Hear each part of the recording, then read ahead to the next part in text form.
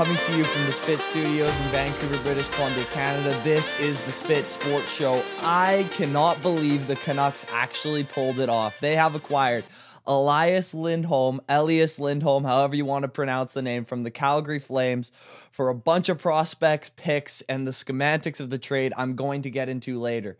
But my overall take, and to be genuine with you guys, even though I'm from Vancouver, I have been for my entire life a complete Canucks skeptic. I've got to be honest, because I've seen it too many times. I've seen them win President's trophies and go out in the first round.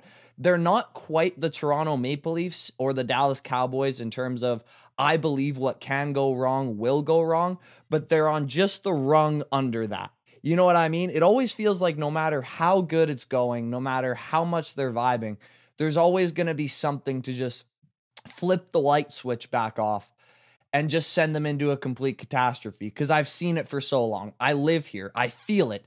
But guys, I gotta be honest, I freaking love this trade for the Vancouver Canucks. Now listen, obviously this is a rental. He's a UFA after this year. We're not going to have a ton of cap space, although we did just free up some by trading Kuzmenko, which I'm going to get into in a second. But perfect fit rentals, they come up once in a blue moon when it comes to the NHL. Like, most of the time, rentals nowadays are just teams trying to stack up their roster, but the fit isn't quite right. Like, the idea of a rental, a guy who's going to be a UFA the year after you trade for him at the deadline, or just before the deadline in this case, they have not been successful in recent years. But from about 2005 to 2013, there were like 15 rentals that worked out beautifully, like dang near perfectly. You had Hasek going to the Sens. If he didn't get hurt, he probably takes him to a Stanley Cup final. Hossa got traded twice as a rental and went to the Cup final both times. Lost both times, but he did win the third time. Even if you remember Iginla to the Bruins, he was a 30-plus goal scorer for them on a team that was a Cup contender. Just, there was a span from about 2005 to 13 where rentals just worked out beautifully. Everything was going perfectly. And the NHL, like any other sport, is as copycat a league as a league can get. So other GMs saw this and thought, you know what? We're going to go for rentals too.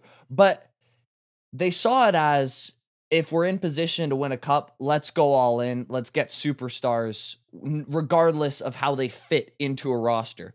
Not realizing that adding a new big piece to an already thriving roster 2 months before the playoffs start, it can really screw up chemistry. Hockey, more than any other sport, is about rhythm, chemistry, people vibing off of each other on and off the ice. GMs didn't realize that adding a big fish to this already big pond could screw up the ecosystem, if you know what I mean. Like, for example, I'm a Caps fan just because I love Ovi. He's my guy, so I root for his team. So in 2017, I was rooting like crazy for the Capitals. They won the President's Trophy by about 7 points that year. And at the deadline, they traded for Kevin Shattenkirk, who was the biggest agent. He wasn't a free agent, but he was the biggest piece on the market. They traded for him.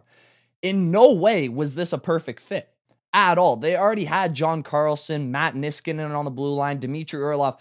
They had plenty of defensive scoring and plenty of defensive defense, to be totally honest with you. Their defensive core was just fine, but they wanted so bad to make a big push for the cup when they hadn't been past the second round that they pulled the trigger anyways and tossed away quite a bit of their future for a player who didn't quite fit. And how well did that work out? They won the President's Trophy and then lost to the Penguins in the second round in 7 games, like they always did. You know why? It wasn't because Shattenkirk wasn't a talented player. He played pretty well for the Caps in the time that he was there. It's because they tried to add a great player without realizing it wasn't the fit they needed. And the chemistry change and all of that, it just made the roster collapse, and they didn't score a goal in that Game 7. And there's been plenty of other disastrous rentals in recent history. I don't know if you guys remember Ben Bishop to the Kings when the Kings were trying to make a run, just a flat out joke. Vancouver fans might remember the Derek Roy disaster. Oh my goodness gracious. Louis Eriksson, who they're still trying to pay off. There have been some bad rentals, especially in Vancouver history. I know Louis Eriksson wasn't a rental. He had a couple years left on his deal, but it's the same. It's a branch off the same tree. But this trade is not that. The Canucks have, in my opinion, the best first line in hockey when the Lotto line is together. And that's not my opinion, really. That's just kind of fact. Expected goals for, but just by the eye test, those guys play phenomenally together because Miller's a great center and Petterson can play the wing or the middle. But in my opinion, he looks a little bit better on the wing. So you put those three together, those two playmakers with that blockbuster who's having an absolute career year. It's dang near impossible to stop. The only comparison I can think of is when the Oilers put McDavid, Draisaitl, and Hyman together. That first line could compete. But when you look at all three guys and how they play individually and how they play together, I don't think there's anyone better. So the issue of that, though, was always going to be, how do we make the second line serviceable? Because to be honest, when you put that amount of talent on the first, there's bound to be a lack of talent somewhere else. And for us, it was the second line. So why don't we grab one of the best two-way centers in the world to come and center this second line if we want to keep the Lotto line together? Listen, Lindholm is a phenomenal two-way player. Great on the defensive end. He is third in face-off wins this year. Great face-off taker. His percentage is 6th. He's just an unbelievable two-way guy. Think of a light version of Patrice Bergeron and a lefty. This guy is ridiculous. Consistent 60-point score, just an all-around player that you'd want to have on a team that wants to make a cup run. He fits every blueprint, and he fits exactly into what the Canucks need. And even if they don't use the Lotto line, even if they want to save that for the playoffs and they want a more balanced lineup for the regular season, think about this. You do Petterson, Lindholm, Mikheyev on the first line. You do Suter, who's been playing phenomenal recently. I don't know where this guy came from, but he's been stupendous. Suter, Miller, and Besser as your second line. That is as gross of a top 6 as I can remember the Canucks having since 2011. Like the President's Trophy years. That is a ridiculous top 6 in terms of talent and how they've been playing recently. Add to that the fact that Joshua and Garland on the third line have been playing like a second line themselves, and oh my gosh, that forward core is something to be scared of for any team in the league. It just is. And I get that this is all on paper, and you never know. Lindholm might come in and just screw everything up with the chemistry, but I don't see a way how that happens because of how his game is going to fit into what the Canucks already do. Rick Tocchet is Mr. Defense. We know how much he loves his systems, and if there's one thing Lindholm does well, it's check, it's back check, it's be in the right place at the right time. He fits that mold of Tocchet perfectly, unlike Kuzmenko, who, again, I'm going to get into in a second, but this wasn't a desperation move. This was a calculated move. This wasn't this is our year, we need to win the cup, let's go all in. No, it wasn't quite that. Because if it was that, they would have gone for an even bigger fish, in my opinion. They would have gone for a Getzel or something like that. No, they went for someone who fits their system and fits what they need for their roster. And what did they really give up for it? Let's actually look at what they got. So in actuality, if you take out all like the conditional 4th rounders and just filler players, it's a hopefully late 1st rounder. Now, this could be anywhere from about like 22 to 32. I don't know where they're going to be picking. It totally depends on how far they go in the playoffs, but it's going to be a pretty late 1st round pick in a draft that, as I look at it, is nowhere near as highly touted as last year's was or 25th. It isn't a stacked draft class.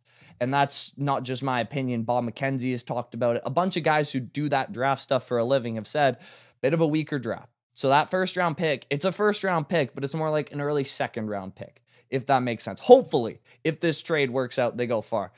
Busnevich, who I hope I'm pronouncing that right, he has got some big upside. He's having a phenomenal junior year. But right now, and that's all we're focused about right now in Vancouver, is right now, the last thing that we need is another offensive defenseman. And again, big upside, but it's going to take him another couple years minimum to become a top 4 guy. So it works in Calgary because they got time to kill. They're trying to build up their prospect pool, so good for them. It's a good addition. But in terms of what Vancouver needs, I mean, it's definitely an expendable piece. And that brings me to probably the biggest piece and the biggest part of this Canucks trade, Andrei Kuzmenko. Now listen, I love Kuzmenko. Like, from the bottom of my heart, he was probably my favorite Canuck, even though he didn't play a lot. Not only because he wore my favorite number, 96, not only because he's a crazy guy who eats bananas and Coke on the bench, and not only because he has a great personality, but because he is a phenomenal pure scorer. And that's not just goals. He's a great passer, phenomenal skater. But if you guys know basketball at all, I would kind of compare Kuzmenko, and this is going to sound bad, but stay with me. I would kind of compare him to Kyle Kuzma and Jordan Poole. These guys are really talented scorers, and they can put up great numbers if the team is centered around what they do. Like, look at them on the Wizards. Like, both of them are putting up 18 plus, but they're not really winning any games. What Kuzmenko does is not really conducive to winning in this Tocchet system. It's just not. And it's really unfortunate because he was a complete fan favorite, including from yours truly, and I wish it could have worked out. But with the way this roster is playing right now, there's just not really a fit for him there. Especially with Suter playing so well on the power play nowadays. That's what Kuzmenko probably did the best.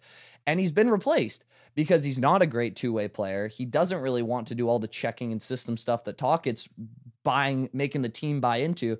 And I think he's going to do really, really well in Calgary because he's going to be the focus. He's going to be a first, second liner, and he's going to get all the ice time he wants. But just because he puts up 70 plus points on the Flames doesn't mean he was going to do that for the Canucks, who have higher aspirations, obviously, than the Flames do right now. I'm going to miss Kuzmenko. I think he's going to be a really good player.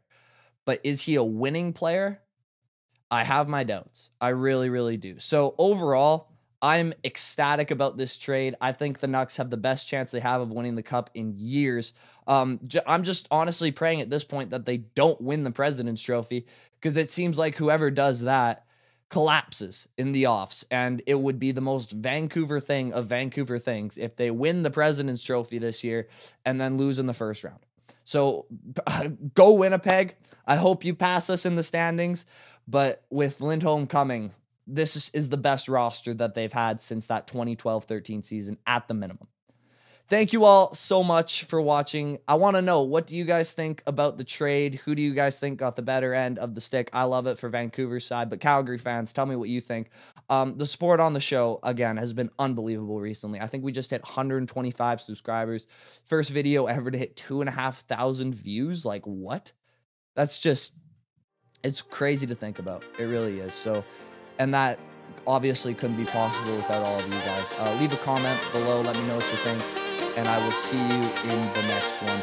Peace out.